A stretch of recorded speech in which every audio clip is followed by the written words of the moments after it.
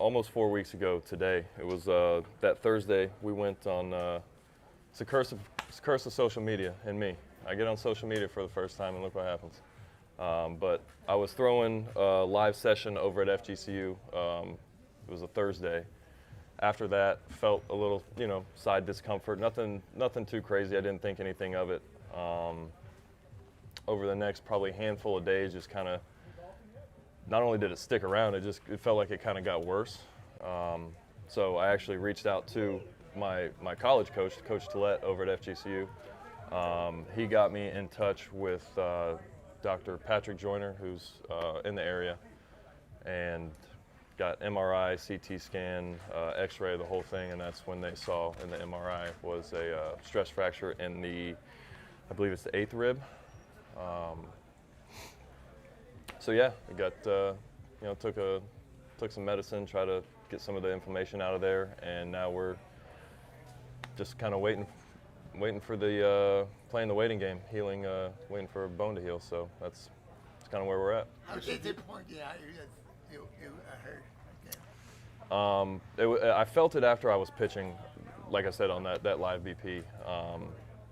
It was kind of weird. Like I said, I threw that day. Everything was going well. I don't know if any of you guys watched it, but ball felt like it was coming out of my hand good, throwing sliders, throwing all my pitches. Even did a full, upper body workout after that, and then just kind of the next probably 4 or 5 days after that just kept getting progressively worse and worse, and that's when I was finally like, I gotta say something to somebody. So reached out to really the only person I could at the time, and that was Coach Toe over at FGCU. So he really hooked it up. He helped me out and got me help when I really needed it and couldn't, really do my normal routine of things if this were to happen, any other year. So, I'm very appreciative of them and them taking care of me and helping me out when I needed it. When Chris, did you think you were you were able ready? to communicate to the Red Sox what had happened, and due to the lockout and the restrictions, do you think you lost some recovery or attention time that might have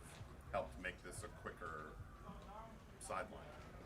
I let them know whenever our first day was here. So we, the CBA literally got agreed upon, right? I forget what day that was, but I got a call from Hyam, AC, and that night sucked for them, obviously. Hey, how's it going? Well, not so good, actually. So, yeah, that's when they became aware of it. And to be totally, you guys know how I am with you guys. I try to be open, so I try to be transparent. That's why I didn't talk yesterday, was because we didn't have the MRI disc from the doctor that did the MRI here in town. So I just got that to them today, actually. So we're still don't exactly know what the landscape going forward is going to be, other than probably a little bit more rest, waiting for a bone to heal, and then from there we'll build up a plan and go from there. In your mind, how long might it be for you to be on the mound in a game? I don't have any idea. Unfortunately and fortunately, I've never dealt with this problem. I don't know I know bones typically take 6 to 8 weeks to heal. That's a pretty universally, kind of across the board timeline. Outside of that, I don't know anything. I'm just kind of waiting I'm like a dog on a chain right now. I can't wait to get off this thing. The last couple of years have sucked, and I've run into some pretty, unlucky circumstances, and with arm troubles, and then my neck, and then this. But what can you do?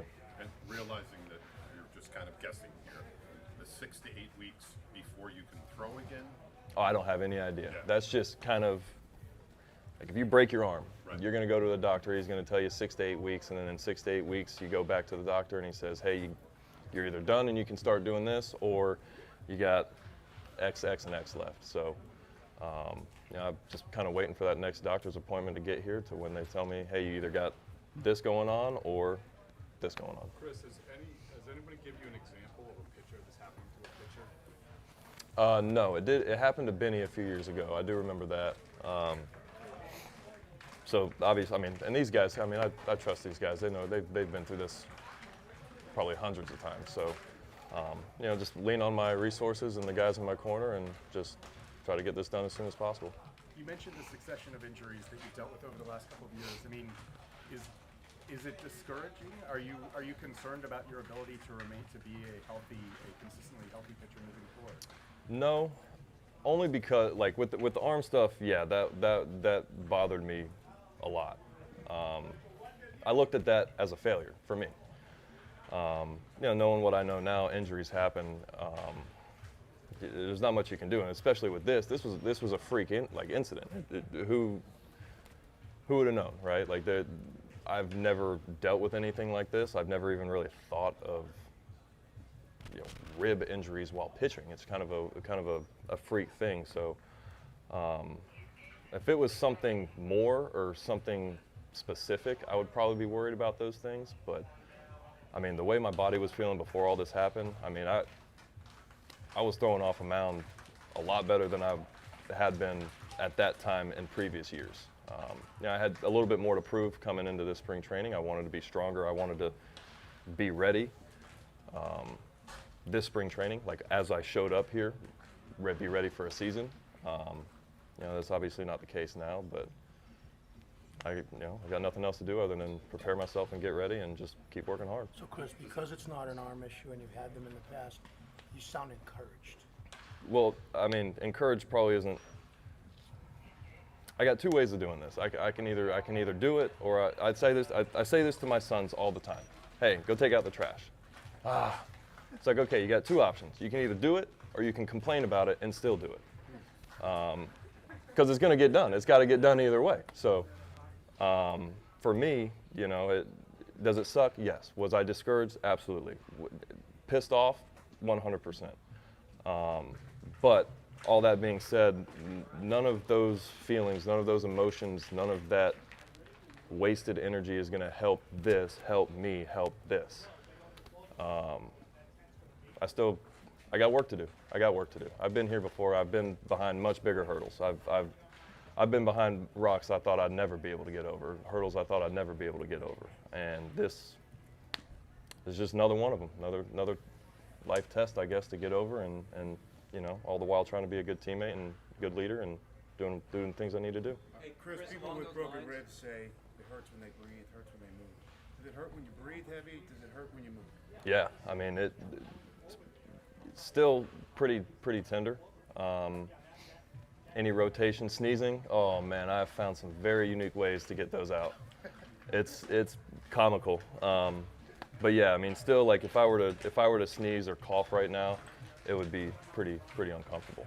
Chris, along those lines you were talking about not wanting to waste emotional energy, do you tie the fact that you couldn't communicate with the team to what happened in your mind? Was it No. Like I said, this is a freak accident, man. I mean, would it have happened if I was training here the whole off season? That's an unanswerable question. So why even waste time on that? I was given a set of circumstances December 1st, and I had to play with what I had. And that's exactly what I did. And I'm here now, and is it because of that or not because of that? Who knows? Doesn't matter. And I'm not worried about that. These guys have been great to me since the second I've been here.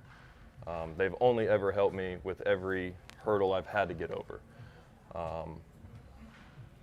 Did it make things a little bit tougher? Yeah, but it was the same for everybody, so it wasn't just me. Everyone had to deal with this. And at the end of the day, it's what we signed up for. It's part of the gig. You got to get down in the dirt sometimes, and that's what happened. We're here now, so we just keep rolling with that. This was supposed to be your first fully healthy spring in a while. When you think about the shoulder and elbow issues that you went through, you had some time now from the TJ surgery. You had come back and pitched a couple of months. How much does that elevate the frustration level? Like you must have, 5 weeks ago thought, okay, now I'm back to my normal self. I don't have anything I have to recover from. I can be the guy I want to be, and now this. Well, yeah, that was the biggest blow, obviously. Yeah, I know it's very cliche or whatever, but I felt like I was in probably the best shape I've ever been in my life. I was playing long top. Me and Nick were throwing partners every day.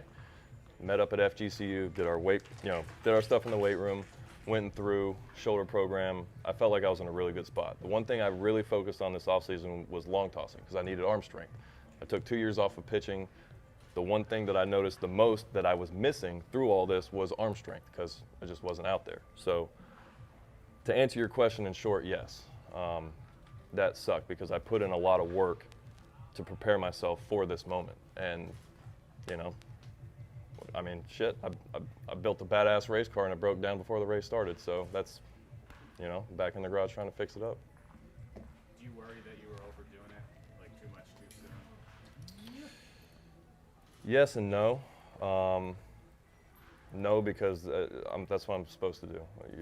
If you're not working, you're not getting better. So, but these kind of injuries are probably overuse type of injuries. So maybe there was something I could have done, but you know, for me, moving forward, man, there's nothing I can do looking in the rearview mirror at any of this that's going to help me going forward. So, you know, take one off the chin. It sucks. You know, got more teammates picking up my slack, doing my job, getting paid to do nothing. That sucks. And I'm not afraid to say it. You know, that's who I am. That's what I believe. All I can do is show up every day, try to get this thing right, and go back out there and try to do my job. Thank you, man.